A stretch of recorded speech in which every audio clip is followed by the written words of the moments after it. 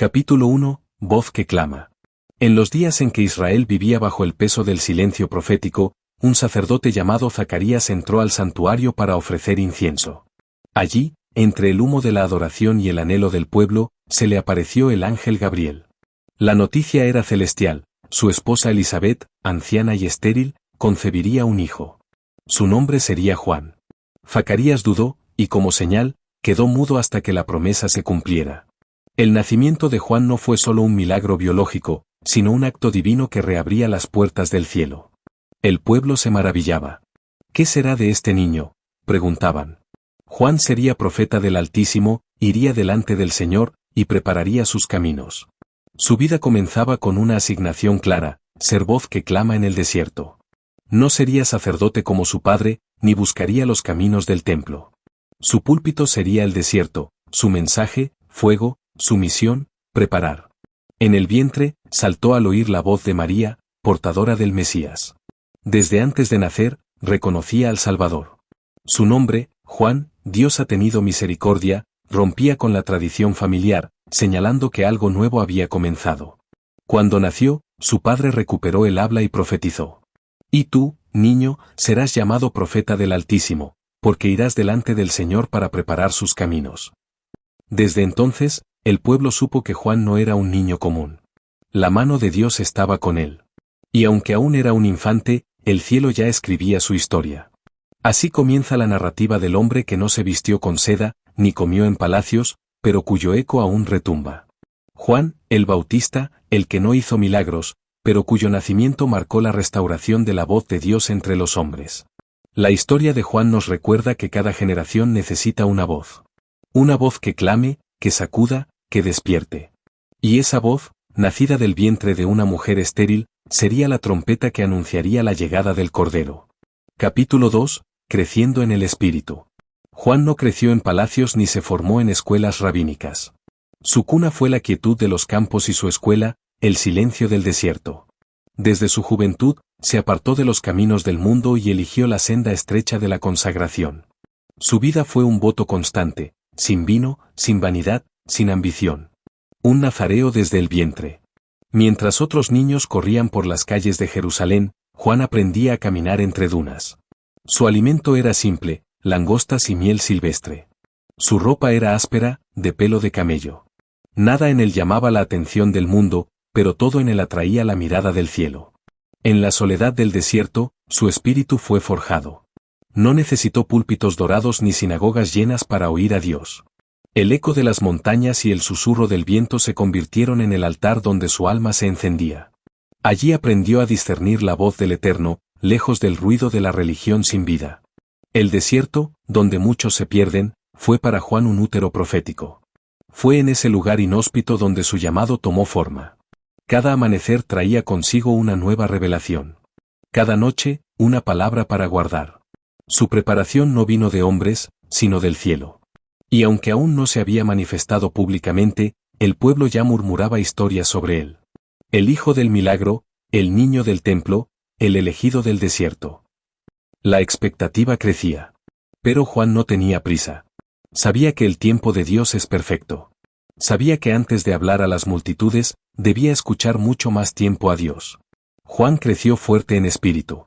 Su carácter fue tallado por la obediencia, su fe alimentada por la espera, y su autoridad nacida del silencio. Él no buscaba seguidores, sino fidelidad. No buscaba fama, sino verdad. Cuando el tiempo llegó, Juan no emergió desde el templo, sino desde la arena. No descendió de una escuela, sino que surgió de la presencia. Y esa presencia era fuego. Este capítulo nos recuerda que el desierto no es castigo, es preparación. Que Dios esculpe profetas lejos del aplauso, y que antes de levantar una voz que transforme a otros, el primero transforma el Cora. Capítulo 3, el despertar del profeta. Después de años de preparación en el desierto, el tiempo señalado llegó. La voz del cielo descendió sobre Juan, no en sueños ni visiones privadas, sino con un mandato claro: era hora de hablar. Era hora de clamar. Era hora de ser esa voz en medio de un pueblo dormido. Y Juan comenzó a predicar en el desierto de Judea. No en las plazas ni en los atrios del templo, sino en la tierra árida donde solo los sedientos llegan. Su mensaje era simple y cortante. Arrepentíos, porque el reino de los cielos se ha acercado. No ofrecía promesas de prosperidad ni un evangelio cómodo. Ofrecía verdad. Y la verdad confronta. Su voz era como un martillo que quebraba el corazón endurecido. Y el pueblo acudía. Desde Jerusalén, Judea y toda la región del Jordán, salían para escucharlo, confesaban sus pecados, y eran bautizados en las aguas del río. Juan no buscaba agradar. Su mirada era de fuego, y sus palabras, espada. Cuando vio a los fariseos y saduceos acercarse, no los halagó. Los llamó lo que eran. Generación de víboras, ¿quién os enseñó a huir de la ira venidera? Exigía frutos dignos de arrepentimiento. No rituales vacíos, sino transformación real. Cada palabra suya era una advertencia, el hacha ya estaba puesta a la raíz. El juicio vendría. Y con él, el que es más poderoso. Juan no hablaba de sí mismo. Siempre apuntaba hacia el que vendría. Yo os bautizo con agua, pero él os bautizará con el Espíritu Santo y fuego. Su mensaje encendía conciencias. Su vida predicaba tanto como su voz. El desierto se convirtió en catedral, y el Jordán, en altar. El profeta había despertado, no con ceremonias, sino con urgencia. No con adornos, sino con autenticidad. Este capítulo marca el inicio público del último gran profeta. Juan no era la luz, pero vino a dar testimonio de la luz. Su palabra rompía estructuras, no por violencia, sino por verdad. Porque donde hay un corazón dispuesto a clamar, el cielo siempre responde con poder en secreto. Capítulo 4. Denuncia y verdad. Juan no era apenas un predicador del desierto. Era una espada en la mano de Dios. Su voz no se doblegaba ante el poder ni el prestigio. Su mensaje no se suavizaba ante la presencia de reyes ni sacerdotes. La verdad era su estandarte, y la justicia, su causa. Cuando vio a Herodes Antipas tomar como esposa a Herodías, la mujer de su hermano Felipe, no guardó silencio. Lo confrontó públicamente. No te es lícito tenerla. Esa frase selló su destino. Juan fue arrestado. Encerrado en una prisión por hablar lo que otros temían decir. Pero incluso tras los barrotes, su espíritu seguía libre. No se retractó. No pidió perdón. No negoció con la verdad. Sus discípulos lo visitaban, llevándole noticias del exterior. El profeta, ahora en la oscuridad, reflexionaba. El que predicó con poder ahora enfrentaba el silencio del encierro. Y aún así, su integridad permanecía intacta. Juan sabía que ser voz profética implicaba soledad. Implicaba ser rechazado, incomprendido, silenciado. Pero también sabía que no estaba solo. Su fidelidad era ante Dios, no ante los hombres. Su lealtad no era al aplauso, sino al cielo. Herodías, herida por la verdad, buscaba matarlo. Pero Herodes temía a Juan, lo consideraba justo y santo. Lo escuchaba, y aunque quedaba perplejo, lo protegía, por un tiempo. Este capítulo revela que la verdad no siempre abre puertas. A veces, las cierra. A veces, conduce a prisiones. Pero también muestra que el verdadero profeta no se mide por su libertad externa, sino por su fidelidad interna. Juan fue una antorcha que ardió en medio de la oscuridad de un sistema corrupto. Su vida fue un grito contra la hipocresía, la inmoralidad, la manipulación religiosa. Su prisión no fue su derrota. Fue su púlpito silencioso.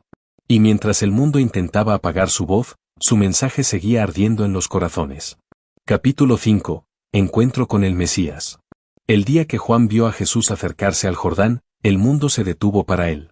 Sus ojos proféticos, afilados por años de consagración, lo reconocieron de inmediato. No vio a un carpintero de Nazaret. Vio al Cordero Eterno. He aquí el Cordero de Dios, que quita el pecado del mundo. No fueron palabras poéticas. Fueron una revelación. Juan entendió que toda su vida, su llamado, su preparación, lo había llevado a ese momento. Presentar al Mesías. Señalarlo. Disminuir para que él creciera. Jesús se acercó, pidiéndole que lo bautizara.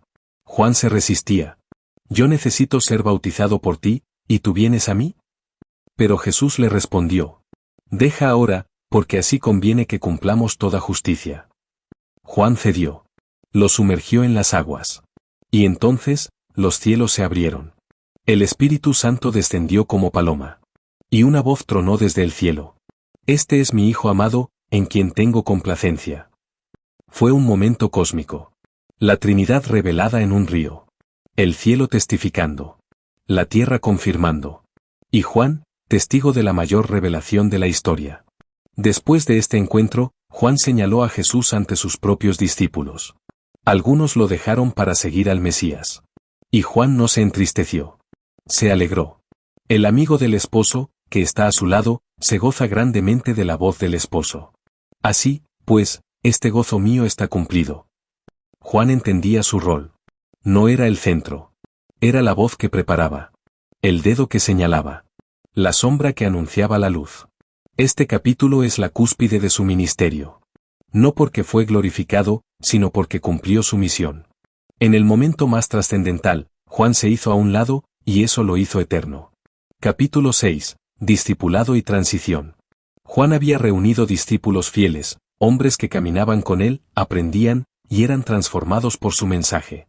Pero cuando Jesús apareció, la transición comenzó. Era tiempo de soltar. Algunos discípulos de Juan vieron a Jesús bautizar y atrajo más gente que su maestro. Vinieron a Juan con preocupación. Rabí, el que estaba contigo al otro lado del Jordán, de quien diste testimonio, bautiza, y todos vienen a él. Juan no se ofendió. No compitió. Respondió con una de las frases más humildes y gloriosas de las Escrituras. Es necesario que él crezca, y que yo disminuya. Sabía que el propósito del discípulo es guiar hacia el maestro. Que el éxito del ministerio no es atraer multitudes, sino prepararlas para Cristo. Juan enseñó que el gozo de un siervo fiel está en ver al novio tomar a su esposa. Él era el amigo, no el protagonista. Y eso lo llenaba de alegría. Jesús honró públicamente a Juan. De cierto os digo, entre los nacidos de mujer, no se ha levantado otro mayor que Juan el Bautista. Pero la transición no era solo personal. Era espiritual. Juan cerraba una era. Jesús abría otra. La ley y los profetas llegaban a su plenitud en el reino. Este capítulo enseña que el verdadero discipulado no es posesivo. Es generoso. Que quien prepara corazones para Cristo no busca gloria personal, sino que se alegra en el avance del reino. Juan fue grande, no por su carisma, mas por su humildad. Su grandeza está en ceder. Hem entender o tempo de recuar. E fácelo como alegría. Capítulo 7, prisión y propósito. El desierto había sido su templo. Las aguas del Jordán, su altar. Pero ahora, las paredes frías de una prisión eran su celda. Juan, el profeta de la libertad interior, estaba encarcelado por causa de la verdad. Herodes lo había encerrado, y Herodías buscaba su muerte. En esa oscuridad, el profeta comenzó a experimentar la noche del alma. Aquel que había visto al Cordero, que había oído la voz del cielo, ahora enviaba a sus discípulos a preguntar a Jesús: ¿Eres tú el que había de venir, o esperaremos a otro? No era duda por incredulidad. Era una pregunta nacida del dolor, del encierro, de la espera. Jesús no lo reprendió. Le respondió con hechos. Los ciegos ven, los cojos andan, los leprosos son limpiados, y a los pobres se les anuncia el Evangelio. Era una respuesta cargada de compasión. Una confirmación silenciosa de que el reino se estaba cumpliendo, aunque Juan ya no lo pudiera ver. Jesús, delante de las multitudes, exaltó a Juan. Entre los nacidos de mujer, no se ha levantado otro mayor. No por sus milagros, porque no hizo ninguno, sino por su fidelidad, su integridad, su entrega total. Este capítulo revela que incluso los más grandes pueden tener momentos de sombra. Que la prisión física no encierra la misión espiritual. Y que la duda no es pecado cuando busca confirmación en la verdad. Juan, aún desde la oscuridad, seguía preparando el camino. Su propósito no había terminado. Su voz seguía viva. Porque los profetas verdaderos no dependen de púlpitos. Su mensaje trasciende paredes. Capítulo 8, el último profeta. Juan no fue un profeta más. Fue el último de una línea gloriosa. El cierre de una era y el umbral de una nueva. Jesús lo identificó como Elías, el que había de venir. No en carne, pero sí en espíritu y poder. Juan no realizó señales ni prodigios, pero su impacto fue eterno. Él era la voz de Isaías hecha carne. Preparad el camino del Señor, enderezad sus sendas. Mientras la ley cerraba su ciclo, Juan se convertía en su último eco.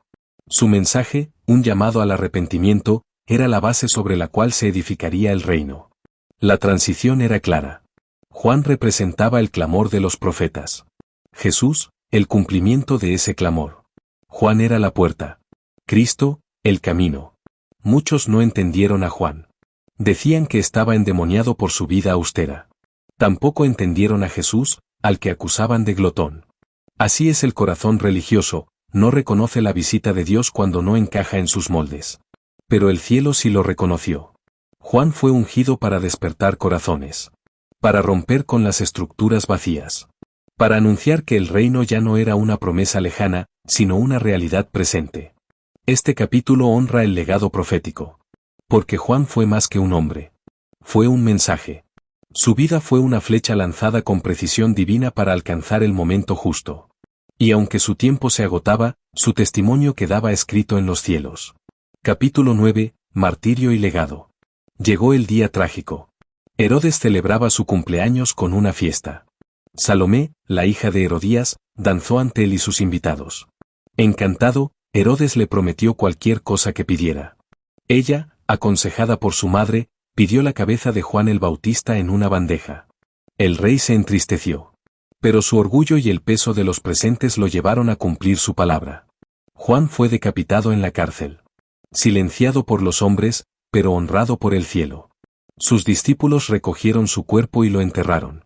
La tierra recibió el cuerpo del profeta, pero el cielo recibió su espíritu. Su muerte no fue una derrota. Fue un sello. Su sangre no fue desperdiciada. Fue semilla. Juan murió fiel. Hasta el último aliento, proclamó la verdad. No vivió para agradar. Vivió para anunciar.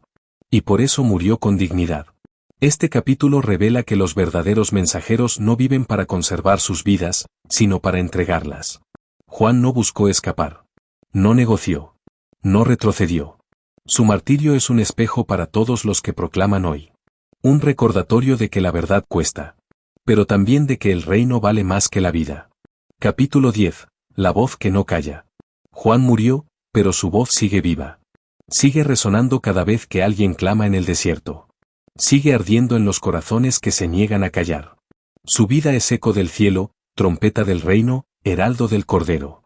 Jesús mismo testificó de él. Lo incluyó en su genealogía espiritual. Lo reconoció como el más grande. Su legado quedó escrito no solo en los evangelios, sino en cada alma transformada por su mensaje. Hoy, Juan el Bautista sigue siendo maestro. Nos enseña a vivir con pureza, a hablar con verdad, a señalar a Cristo, a disminuir con gozo y a morir con honor. Él fue la voz. No el verbo. No la luz. No el Salvador.